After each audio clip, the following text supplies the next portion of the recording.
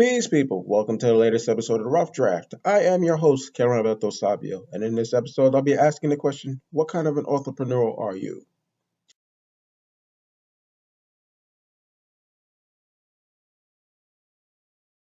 Thank you for tuning into this latest episode of the Rough Draft.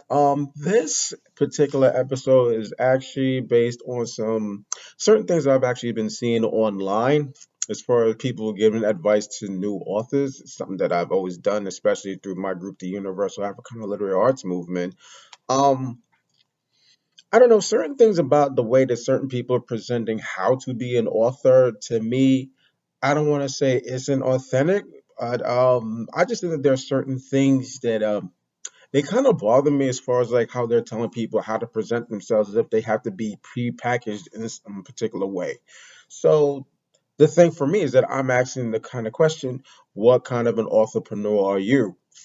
And so the reason why I asked that, and what do I mean by that, is basically, are you more of a corporate type of entrepreneur that's more trying to build yourself like some well-oiled machine, some big corporation or something like that, or what you are you what I would consider a mom and pop entrepreneur? You know what I'm saying? Much smaller, you say much easier. You have more of a, I don't want to say a niche market, but you have more of an audience that you're trying to reach with your stories that you're trying to say. Let's say what your authentic voice is. And personally for me, I don't think that there's anything wrong with being what I would consider a mom and pop, let's say, entrepreneur. Because of the fact that say, let's face it, in this particular industry, it's almost like say they've this industry has never been favorable to voices of color, especially us telling our voices in our authentic voice, telling our stories, see, from our perspectives and whatnot. So it's say they've never been accepting of us. So why should we mold ourselves in this corporate image or carry ourselves in this particular corporate way in order to have our stories told and our voices heard? Like I don't buy that and I don't believe it. You know, saying that's something for me that I don't necessarily agree with that. I mean, again, with the whole pre-packaging thing, it's almost like you need to have some sort of level of hype before you jump into the game. That's fucking stupid. Everybody starts from zero. You know what I'm saying? Like nobody starts off as a star. You say nobody starts off at the top. Nobody's from the top. And it's like you can actually find your particular lane as an independent entrepreneur, in my perspective. You know what I'm saying? Because you might be able to tell your story in a particular genre where we don't even really see ourselves being reflected in very much. Like you don't see a whole lot of like black folk writing like science fiction. You know what I'm saying, or what we would call speculative fiction, which is basically saying science fiction from a black perspective. But you know what I'm saying, just other you say non-traditional you saying genres that a lot of people have never really seen us in. It's just like, okay, you could find your niche, you could find your own role, you could find the way that you want to be able to present yourself. But it's just like you don't have to, in my opinion at least, you don't have to prepackage your way in a particular fashion in order to have your work seem as accepted. You know what I'm saying? And I get it. You say this is the type of stuff that I see on certain social medias. You say like YouTube, like a Facebook, and everybody wants to give some sort of information and unsolicited advice. And I get it. You're trying to help somebody, especially people who are just getting into the field. You know, say a lot of like first time authors and whatnot, especially if you're doing stuff independently. But it's just like some of the stuff I see, like I said, you're trying to make us more corporate, for lack of a better term. And again, you're trying to fit into an industry that's never been acceptable to us, especially not in our authentic voices. So what the fuck?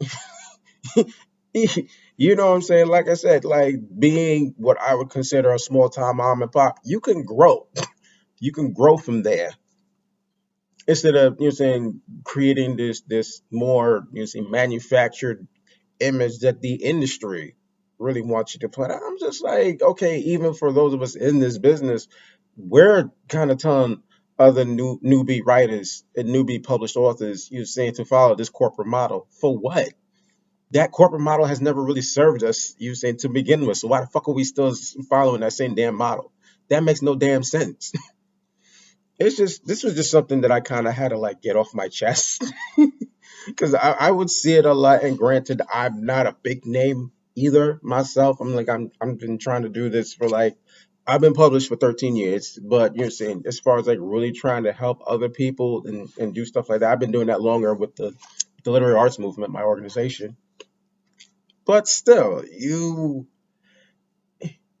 it's kind of hard to articulate in certain ways, but again, you're trying to fit a corporate mold for an industry that's never been accepting of our true and authentic voices in the first goddamn place. So why would you try to fit into that? You know what I'm saying? We need to try to create our own ways so that we can promote our own voices. And sometimes we don't even do that. You know what I'm saying? You can reach out to certain black media and they're not very accepting unless you know what I'm saying you're accepted by the white media. Then they want you to like hop on their radio shows or their TV shows or their internet radio shows or whatever. You know what I'm saying? Like it kind of doesn't make no sense. Like as a mom and pop, you could cut your own path. Like why follow the corporate model? It's bullshit. But anyway, that was excuse me for my rant. But that's pretty much all I wanted to say on this point. As far as like what kind of an entrepreneur you want to be, you're saying find your own voice, find what works for you. Don't follow that so-called corporate model that a lot of other people out there tell you that you need to follow. For what? Because again, like I said, the industry has never been very receptive to our true and authentic voices any fucking way. So do you and find your own path. Find what makes you comfortable and stop following what like a lot of these people say on the internet. It's stupid. You don't even have to follow what I'm saying. You feel me? But thank you for paying attention to this particular episode of the Rough Draft. If you would like to read any of my books, you know where you go to get them. They're available in paperback format. So they're available through Author House, Outskirts Press, Create Space, Amazon.com, Barnes and Nobles, and Books A Million.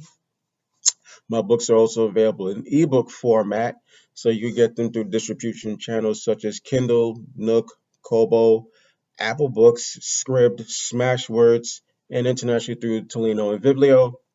My works are also available in ebook format for libraries. So you know these are the distribution. Yeah, you can follow these particular distribution channels to get them. Overdrive, Hoopla, Baker Taylor, Biblioteca, Palace Marketplace, and internationally through BarrowBox for the UK and Australia. If you are watching this video on YouTube, you know what you need to do. Please like the video. Definitely leave the comments, something in the comments. Definitely subscribe and press the notification button so that you know every time I do another video. If you are, well, you know what? I'm gonna end this like how I always end this. Please keep the fist raised. I am always on my literary grind, and definitely I hope I will catch you guys soon in the next episode. So have a good one, and we'll talk soon. Peace.